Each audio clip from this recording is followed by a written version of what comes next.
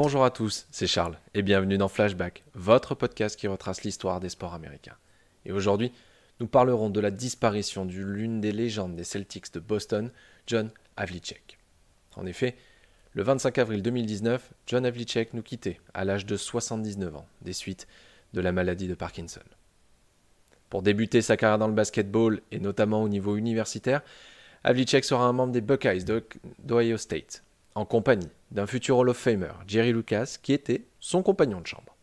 En 1960, il remportera le titre universitaire avant d'être drafté en 1962 par les Boston Celtics.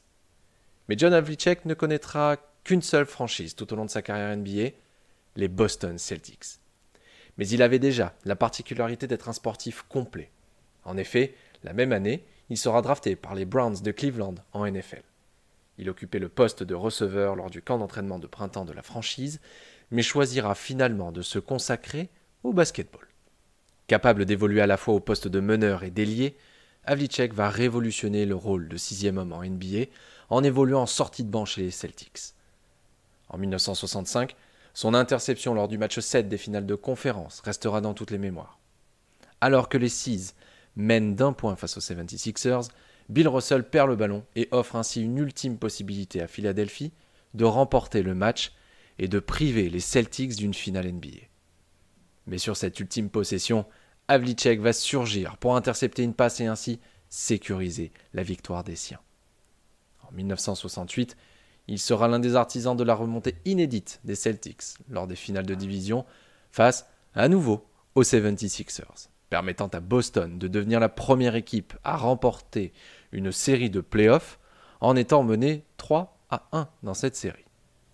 Son couronnement interviendra en 1974 lorsqu'il sera nommé MVP des finales.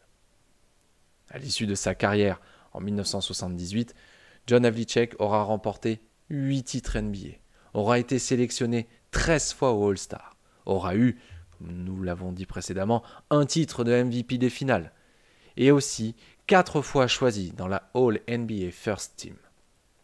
Son numéro sera bien sûr retiré par les Celtics, et il sera aussi présent dans les équipes anniversaires de la NBA à chaque fois, pour le 35e, le 50e et plus récemment, le 75e anniversaire de la NBA. En carrière, il aura compilé 26 395 points, 8 007 rebonds et 6 114 passes. J'espère que cet épisode vous a plu et on se retrouve dès demain pour un nouveau morceau d'histoire des sports américains dans votre podcast Flashback.